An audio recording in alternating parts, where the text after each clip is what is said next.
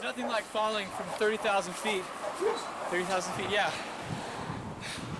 On a plane. Well, anyways, I just got back from Moldova. I just got back from Moldova, as I already said, but you know, I just really want to tell some people kind of what went on there. It was incredible. It was fascinating to see what God did. I mean, we went street witnessing, door-to-door witnessing. We went in fields, we went houses, we played basketball and baseball with kids. We did evening services. We did so much. It was just incredible to see the Lord work through our team over there. So just hold on tight, and I'm going to tell you some cool things, all right? Okay. You see, God opened many doors for us in Moldova. Originally, I was one of the team members who's going to do door-to-door, and, you know, it seemed like I wasn't doing so hot. You know, I knock on the door, and, you know, no one would open the door, anything. You know, you go to the next door, you get to the next house, and someone would open, shut up, I'm not in here, and then, you know, they slam the door in your face.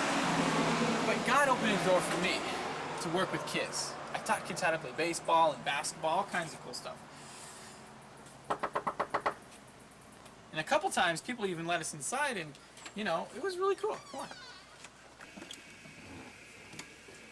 You see, in Moldova, people are hungry for things like security, things like hope, a reason to live. And that's why I went, really, was to encourage people. Encourage not only just the people who live in the community, but to encourage the church in Moldova. Because the churches really need encouragement. And sometimes as Christians, we don't realize how important just being there to encourage people is.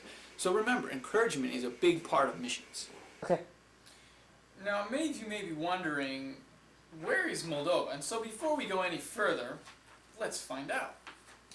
You see, Moldova is not in Africa, it's not in North America, it's not in Australia, it's in Eastern Europe.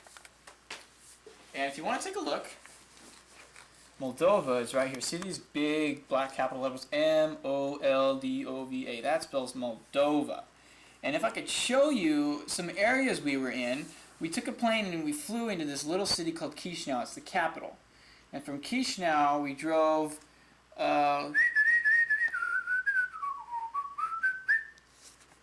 well, somewhere in here. We drove up somewhere to a city over here called Kaushan, and we drove back down over here to another city called Rezina. So basically in there somewhere we were. So that's where we were. So next, I will take you to the laundry room. You might be wondering, why am I holding a large sheet? Well, you see, an interesting part of cross-cultural ministries is learning about what other people wear. I mean, we had to go through all this training about what not to wear. Ladies, I'm sorry, but when you're in the churches, none of these tank top deals fly. None of the skirts. Sorry about the white legs. You know, there's some things that you just can't do because the Christians over there really don't think that stuff's, you know, Christian-like. But that's their thing. A lot of women wear head coverings in church, showing respect to God, things like that, I guess. So we definitely learned a lot. On the other hand, the secular world, they pretty much look like us Americans, you know, wearing the little hoochie clothes and belly button rings and all that stuff. But so remember, when you do cross-cultural ministry, you have to be sensitive to what other people wear, what other people eat. You don't want to offend other people, because that's the worst thing in ministry, is when you go around offending everybody because you're burping and you're wearing skirts and you're showing off your legs and muscles and all that kind of stuff. So next we are going to go, I don't know where. You may wonder why I'm in the kitchen again. Well, we talked a little bit about spiritual food and some of the things that people in Moldova are hungering for, like, you know, hope, security, a reason to live. But now we're going to get a little more practical and talk about actually what to be eating in Moldova. I've heard a lot of people say, I'm not going to go to a foreign country because, you know, I couldn't stand the food, I'd get sick, you know, all kinds of weird excuses. But hey, the food wasn't really bad. We ate apples. We ate tomatoes. This is pretty good. We ate eggs. We ate soup, potatoes. You know, things that we eat in America too. It's not really that bad. I mean, in foreign countries, people think food's so weird. If you just get over the weirdness, it actually tastes pretty good. Don't you agree? Okay. Okay, now we're going to go into the bathroom. Testing, 1, 2, 3. Am I on? Okay. Now the bathrooms. This has got to be my favorite, because in Moldova, they don't really know what a toilet is. You see this thing down here? That is called a toilet. And in Moldova, they have a little hole in the ground about yay so big, and it's called a squat pot. So if you don't have really good muscles, you know, it's not gonna work for you. That's probably the hardest part about going to a foreign country is the bathrooms, because man, oh man, you just don't want to go to the bathroom. You know, in America, you sit down, you know, you grab your newspaper. Anyone got a newspaper? Yeah, something, you know, you pull out your newspaper and you read your newspaper, and it's kind of relaxing. You just sit here and you kind of look around. You just have a nice quiet time. You know, we all do that in America. In Moldova, no one wants to have a quiet time in the bathroom.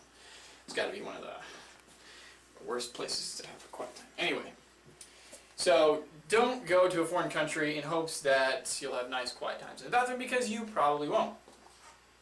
But still, ministering in the bathrooms is a very large part of letting them know that you really care about them, because by going to the bathroom in their culture, you're leaving some of you behind, and it really makes them feel wanted.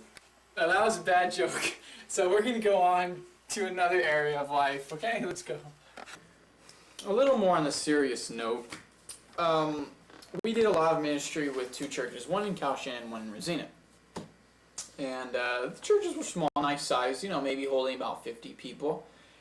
And God really stretched me in this ministry, because there was a time when we went to this little house church, maybe 25 people there, and I was doing a worship song, and the team leader was like, "Hey John, can you preach?" And I was like, sure. So I'm like not even prepared at all. So I'm praying, God, what am I sure about? And you know, so psalm came to me that I had read that morning, so I shared that song. And it was really good. God really spoke. God was working. That's what missions do, is they stretch you. They make you really depend on God and rely on His strength. Because I couldn't have done it. I mean, I was totally unprepared.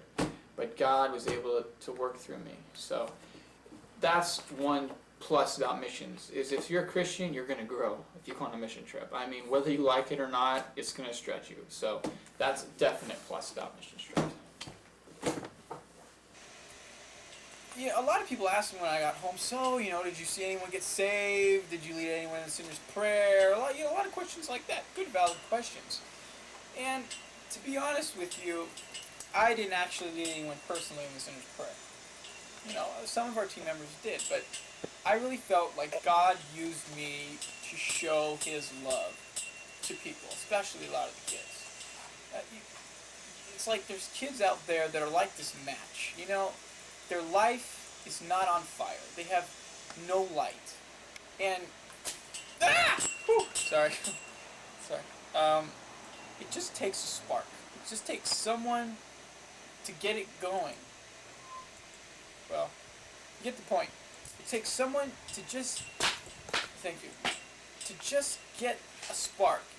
And then someone's on fire. And I felt like that's what I was there for, was to help some people, help kids, help some young teenagers just get that spark, just get a new life, give them a new hope, a new vision. And that vision was the love of Jesus. And so that's why I think I was there. Now I'm going to tell you a little story before I go. It's about my guitar. Well, I took my guitar to Moldova, and I love to play the guitar, and I love to worship, and I love to do all that kind of stuff. And I remember the first week, I met this young guy who was a youth leader in Moldova, and he didn't have a guitar. And he was good at playing the guitar, but he didn't have one. He always had to borrow one or use the churches or something like that. So I started thinking, you know, it's a lot easier for me to get a guitar than it is for this guy to get a guitar. His name's Mihai. Actually, it means Michael, except in Romanian. It's Mihai. And so I started thinking about maybe, you know, leaving my guitar in Moldova. It's kind of a hard thing, especially for a musician, to leave your guitar behind, because you feel connected.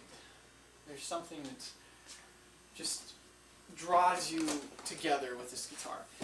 And, you know, I left it there. But when I came home, about 2 weeks later, some people at my church found out about it, and they donated me a considerable amount of money. And I was able to buy a brand new guitar. And it just goes to show you that God never, ever, ever, ever takes our giving for granted. And even though, you know, I've told a lot of people this story, it's not out of saying, oh, I'm so good because I've sacrificed. It's showing how good God is. Because actually, the guitar I had before was given to me also by my aunt. You know, so I never really owned a guitar. I never really bought one. And this one, frankly, this is God's guitar. He bought it. It's his money. And I'm going to worship him. Anyway, there's a song in Romanian that we sang over there.